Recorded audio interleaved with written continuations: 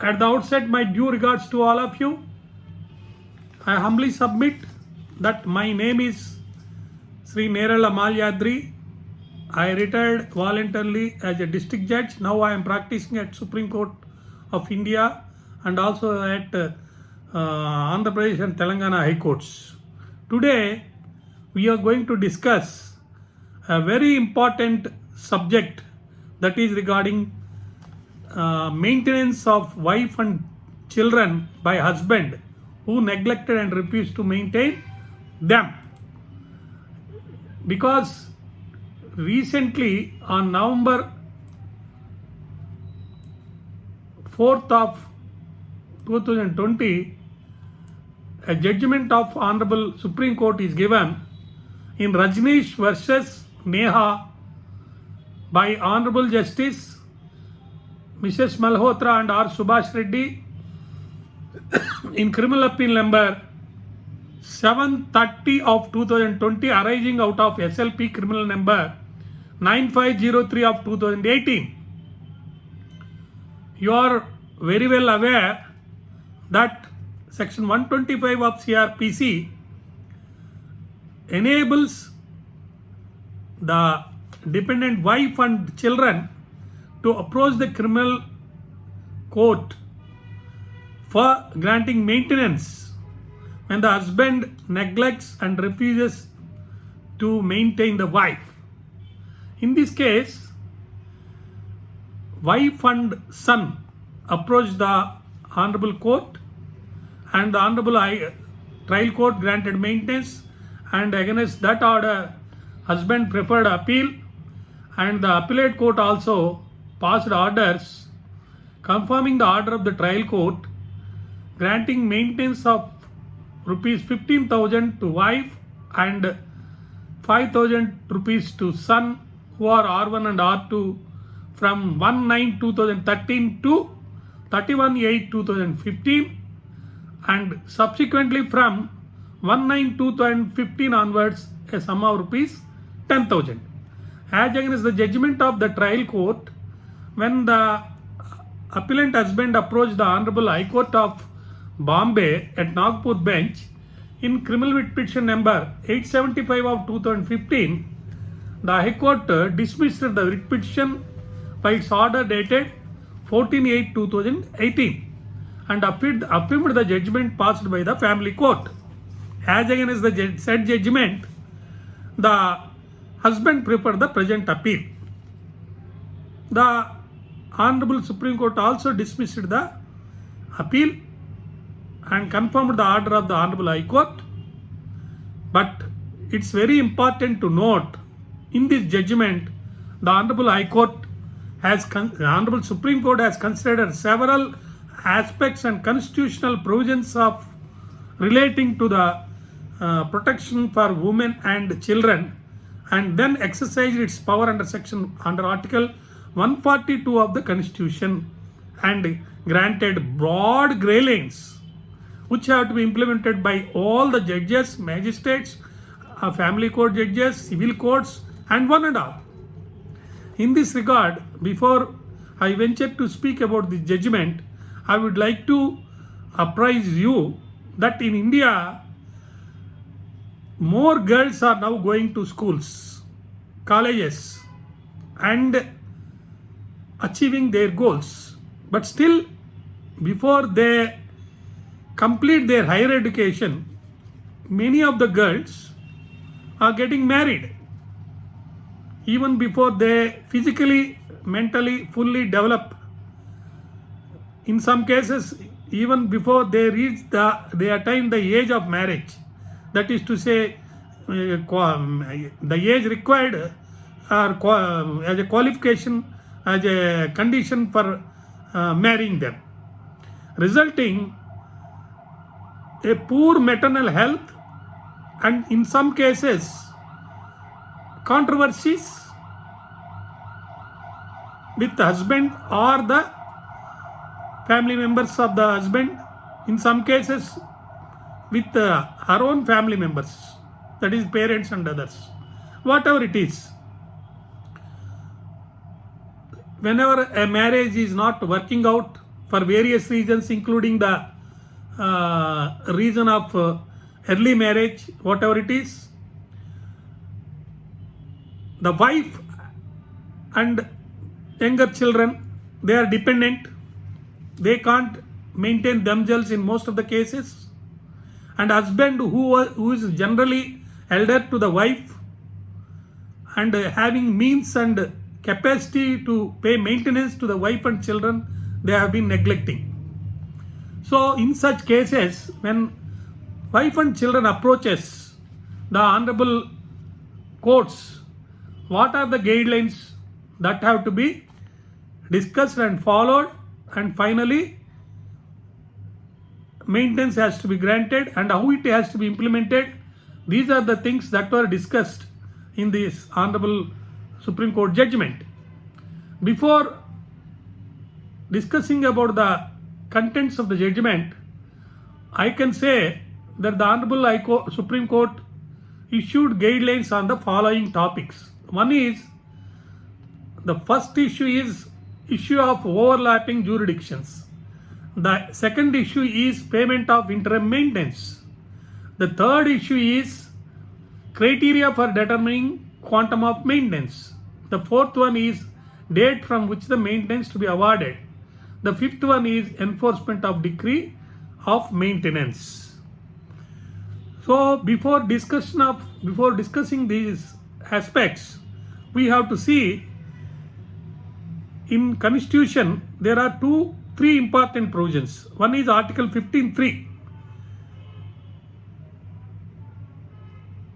as per which, and also as per Article 39, Parliament and the courts have persistently enacting legislations and giving judgments to protect and give more rights and benefits to women and children. Article 15(3) says that the state can make any special provision for women and children, and nothing in the Constitution prevents from the state from making it. Article 39 says, that is directive principles of state policy, which says the state directs its policy towards equal pay and opportunities for both men and women, and protecting the health of women and children. These are the constitutional safeguards. One is the fundamental right, and the other is directive principles of state policy. So the state has got an obligation, and the courts have to consider these aspects in respect of protecting and keeping the women and children in safe places and giving maintenance to them. While so, the Honorable Supreme Court, by considering these two provisions and other laws, and more particularly by exercising the power under Article 142 of the Constitution, which enables the Honorable Supreme Court to do complete justice to the parties who appear before them, or for any other persons who may approach the court also, the guidelines are given. The court held that the abandoned wife and children are entitled for granting maintenance from the date when they approach the courts. This is more important. Previously there was some discussion to the court which is granting the maintenance to observe the date of payment of maintenance, from which date the maintenance has to be paid.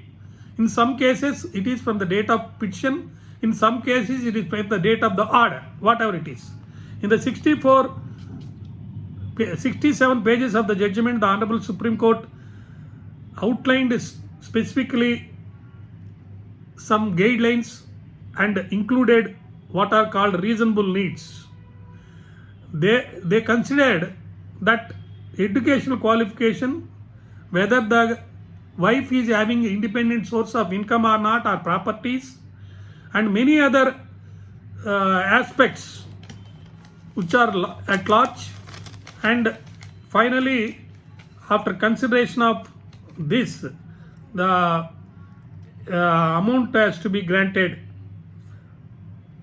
But most important in this case is the Honorable Supreme Court, while exercising the power under Article 142 and framing the guidelines, directed the appellant, that is the husband in all cases, to file an affidavit mentioning about his assets and capacities and properties and whatnot, to show about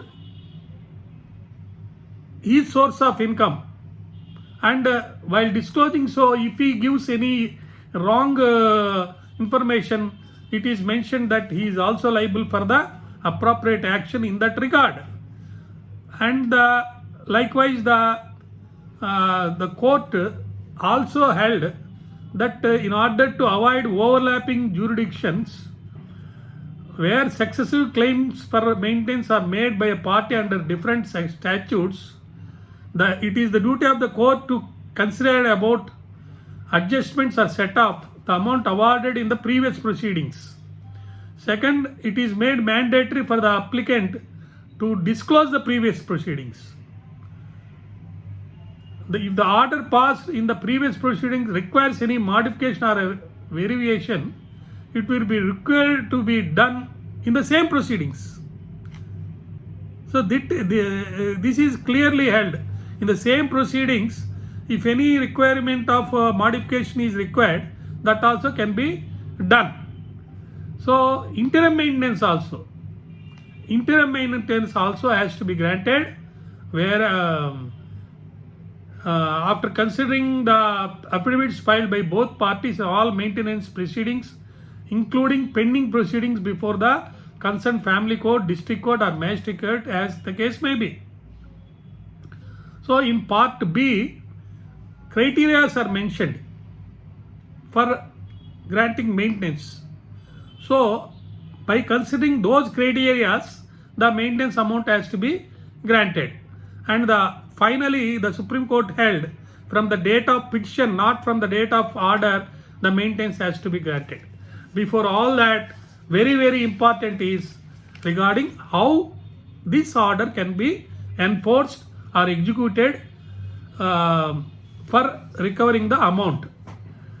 The Honorable Supreme Court held it may be enforced under Section 28A of the Hindu Marriage Act, Section 26 of 20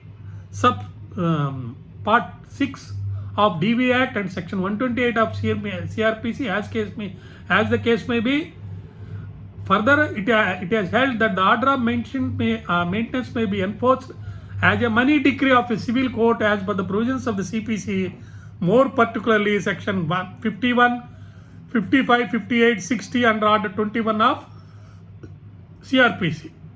So finally, while welcoming this judgment and with a hope that all the courts will implement it in order to protect the interests of the children and wife by considering the Articles 15(3) and 39 of the Constitution and also various other laws, the courts will definitely grant appropriate maintenance to the parties and implement it in accordance with law.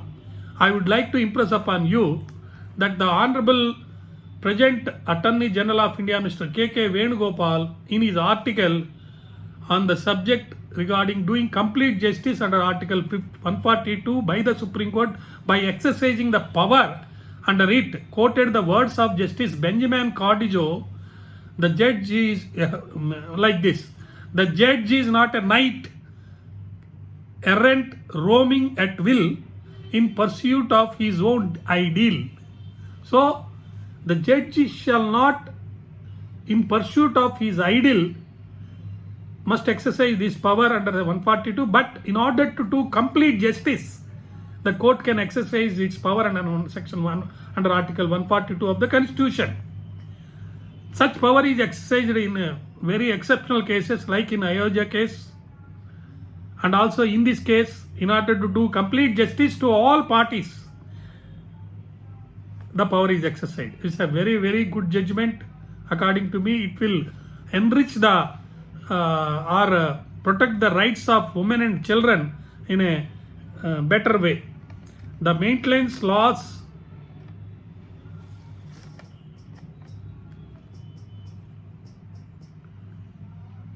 are mentioned are there to avoid destitution and vagrancy.